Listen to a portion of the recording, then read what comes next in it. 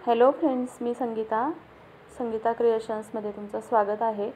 आज आपण एक नवीन ब्लाऊज डिझाईन पाहणार आहोत। सध्या ही ब्लाऊज डिझाईन खूप ट्रेंड आहे। आपण इथे गळा घेतला आहे 2.5 इंच, खालच्या बाजूनेही 2.5 इंचच गळा घेतला आहे आणि गळ्याची खोली तुम्हाला हवी तेवढी तुम्ही घेऊ शकता। मी इथे 9.5 इंच घेतलेली आहे, कारण चेस्ट साईज कमी आहे आणि उंची पण कमी आहे, त्यानुसार मी इथे गळा घेतला आहे। खालच्या बाजूने 3 इंचाचं बॉक्स घ्यायचं आहे आणि असं गळ्याचं मार्किंग करून घ्यायचं आहे। आता जो 3 इंचाचा बॉक्स केला आहे तिथे अशा पद्धतीने मार्किंग करून घ्यायचं आहे आणि आता हे गळ्याचं कटिंग करून घ्यायचं आहे।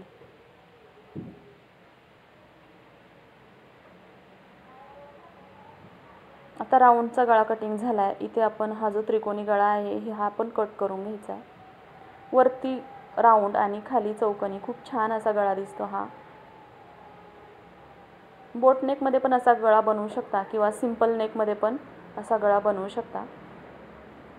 आता जे मेन ब्लाऊजचं कापड आहे त्याच्या सुईच्या बाजूने अस्तर ठेवून घ्यायचं आहे, असं पिन लावून घ्यायचं आहे आणि आता त्याला 1/4 इंच शिलाई मार्जिन सोडून चारही बाजूने शिलाई मारून घ्यायची आहे।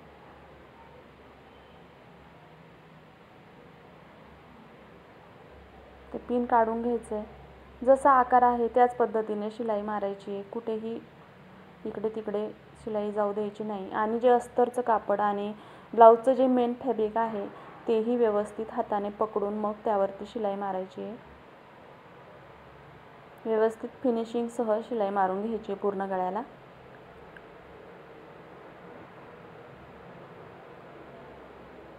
आता शिलाई मारून झाल्यानंतर 1/4 इंच मार्जिन सोडूनच गळ्याची कटिंग करायची आहे। अगोदर राऊंड नेक कट करून घ्यायचा आहे आणि मग जो आपण त्रिकोणी शेप दिला आहे तो पण कटिंग करून घ्यायचा आहे। आता जे कोने आहेत तिथं छोटे छोटे नॉच देऊन घ्यायचे, जेणेकरून आपण फोल्ड करू तर ते इझिली फोल्ड होईल। तुम्ही इथे हवे तर कॅनव्हास पण वापरू शकता किंवा बिना कॅनव्हासचंही चालतं। जर सुळसुळीत ब्लाऊजचा पीस असेल तर कॅनव्हास लावण्याची गरज पडेल, पण हे ब्लाऊज पीस कॉटनचा असल्यामुळे ह्याला कॅनव्हास लावायची गरज नाही पडली। आता हे जे कोने आहेत ते अशा पद्धतीने बाहेरच्या बाजूने करून घ्यायचे आणि एखाद्या टोकदार वस्तूच्या साहाय्याने हे जे आपण टोक काढलेले आहे ते काढून घ्यायचं आहे। मी इथे छोट्याशा स्क्रूड्रायव्हरच्या साहाय्याने हे टोक काढून घेते। आता हे काढून झाल्यानंतर एकदम किनाऱ्यावरती एक दाबटीप मारून घ्यायची आहे।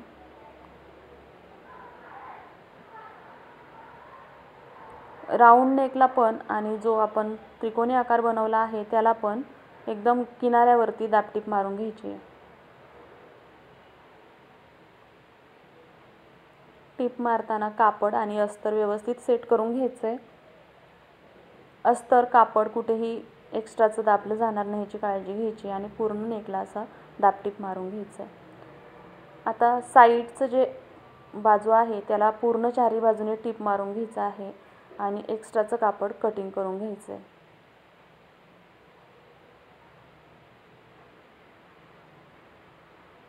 आता रेग्युलर ब्लाऊजला जसे टक्स मारतो त्याच पद्धतीने या ब्लाऊजला पण टक्स मारून घ्यायचे आहेत। जशी चेस्ट साईज आहे त्या पद्धतीने टक्सची उंची येते। आता रेग्युलर ब्लाऊजला जसं आपण कमरपट्टी जोडतो त्याच पद्धतीने 1.25 इंचाची कमरपट्टी घ्यायची आहे। लांबी जेवढी कमरेची लांबी आहे तेवढी घ्यायची आहे आणि एका बाजूने 1/2 इंच अशा पद्धतीने दुमडून घ्यायचं आहे आणि जी ओपन बाजू आहे ती अशी ठेवायची, दुमडलेली बाजू वरच्या बाजूने ठेवायची आणि अशा पद्धतीने 1/4 इंच शिलाई मार्जिन सोडून टीप मारून घ्यायची। आता ब्लाऊज असा उलटून घ्यायचा आहे आणि आतल्या बाजूने दाबटीप मारून घ्यायची। तुम्हाला हवं तर तुम्ही वरच्या बाजूने पण मारू शकता आणि आता ही पट्टी पूर्ण आतमध्ये अशी दुमडून घ्यायची म्हणजे व्यवस्थित फिनिशिंग येते।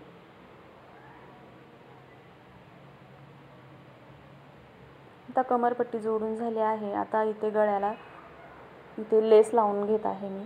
तुम्हाला नको असेल तर गरज पण पडत नाही लेसची, पण इथे कस्टमरला हवी आहे आणि ब्लाऊजला पण छान लुक येतो म्हणून मी इथे ब्लाऊजला मॅचिंग अशी लेस लावून घेत आहे। जसा आकार आहे त्याच पद्धतीने लेस लावायची आहे।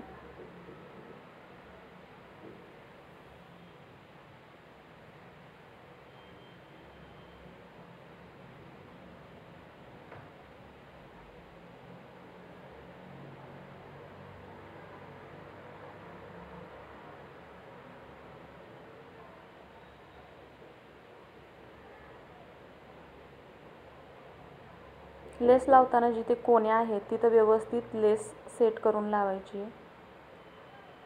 लेसमुळे ब्लाऊजचा गळ्याची जी मेन आकार आहेत ते बदलणार नाही याची काळजी घ्यायची आणि लेस लावून घ्यायची. आता लेस जोडून झाले आहे. आता इथे आपण छोटेसे लटकन लावणार आहोत. मी दोरा घेतला आहे आणि हे दोन्ही टोक एकमेकांना आधी मिळवून इथे सिलाईनं लॉक करून घेतले. आता हे छोटेसे लटकन ओवून घ्यायचेत आणि ह्यांना पण पॅक करून घ्यायचं आहे. व्हिडिओ आवडला असेल तर व्हिडिओला लाईक करा, कमेंट करा आणि चॅनलला सबस्क्राईब करून सपोर्ट करायला विसरू नका. व्हिडिओ पाहिल्याबद्दल धन्यवाद. श्री स्वामी समर्थ. आणि तुम्हाला जर ही ब्लाऊज डिझाईन आवडलीच असेल तर एक लाईक जरूर करा.